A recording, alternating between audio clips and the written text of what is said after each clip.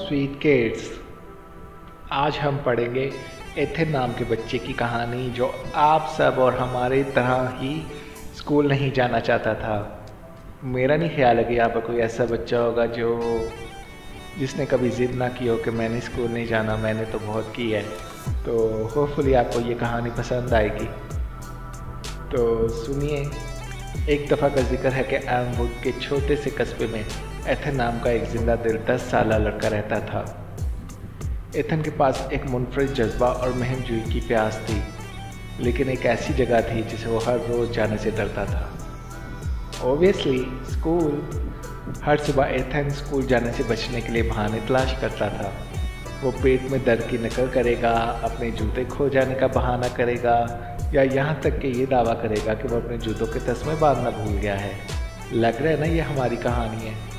इसके वालिदैन मिस्टर और मिसेस जॉनसन समझने वाले लेकिन साबित कदम थे। वो तालीम की अहमियत को जानते थे और एथन को बाकायदगी से स्कूल जाने की तरगीब देते थे, जैसे हर पेरेंट्स करते हैं। एक धूप वाली सुबह जब एथन बिस्तर पर लेटा स्कूल से फरार के बारे में सोच रहा था, जैसे हम सोचते हैं कई बारी, इसने अपने नाइट टेबल पर एक चमकदार कदीम नज़र आने वाली चाबी देखी। ये $1 मिलियन क्वेश्चन है, वो चाबी कहाँ से आई? क्या कोई फेरी रख गई है वहाँ पर? हो सकता है। इसके अंदर तजस्सुस पैदा हुआ और वो सोचने लगा कि चाबी कहाँ ले जाएगा।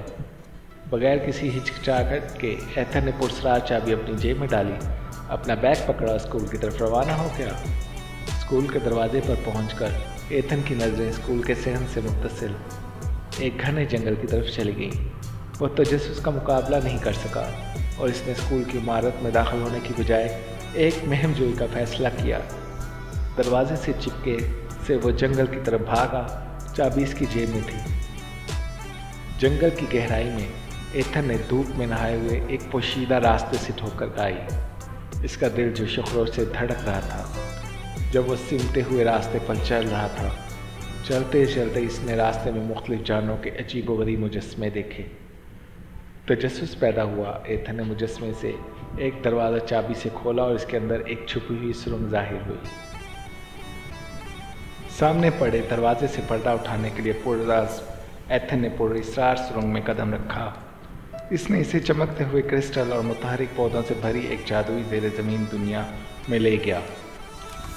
दोस्ताना मखलूक ने मुस्कुराहट के साथ इसका इस्तकबाल किया जब वो अपनी रोज़मर्रा की सरगर्मियों में मशगूल थे। लग रहा है ना कि शायद उसी मखलूक ने उसको चाबी दी कि वो यहाँ तक पहुँच सके। मैजिक। इस जादुई दरवाजे के साथ एथन के सीखने और तलाश करने के बारे में इसका नुक्ता नज़र बदल दिया। इसने दरियाफ्त किया कि इल्म सिर्फ क्लास तक महदूद नहीं था, ये हर जगह पाया जा सकता है, यहाँ तक कि इंतहाई गैर मुतवक्का जगहों पर भी। इस हैरतअंगेज़ दरवाजे में एथन ने अक्लमंद पुराने उल्लू से मुलाकात की जिन्होंने इसे तारीख़ के बारे में सिखाया, शरारती परियों जो फ़न और अदब की कहानियाँ बांटती थी, और चंचल चिड़िया जिन्होंने साइंस और रियाजी के अजायबात का इंकशाफ किया। दिन हफ्तों में बदल गए और एथन की सीखने की नई मोहब्बत परवान चढ़ी। वो दरियाफ्त की खुश पहेलियाँ हल करने के, सनसनी और पेचीदा तस्वुरात को समझने के इत्मीनान से लुत्फ़अंदोज़ हुआ। हर रोज़ वो छुपी हुई ज़ेरे ज़मीन दुनिया में वापस आया, बेताबी से अपने नए मिलने वाले दोस्तों से इल्म को जज्ब करता रहा।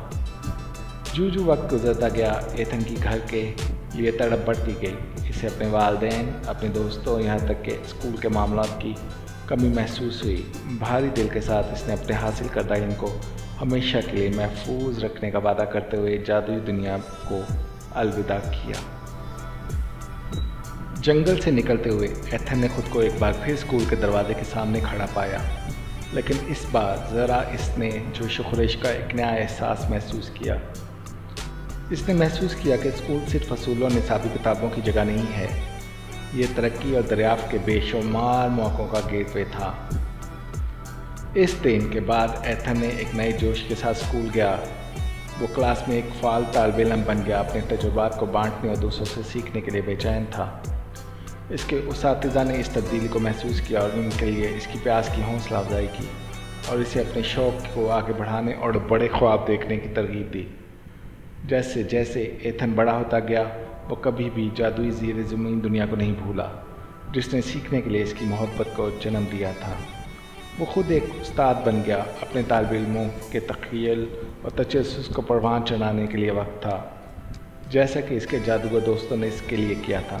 اور اس طرح ایتھن کی کہانی، وہ لڑکا جس نے کبھی اسکول جانے کے خلاف مزاحمت کی تھی، ایک افسانوی کہانی بن گیا۔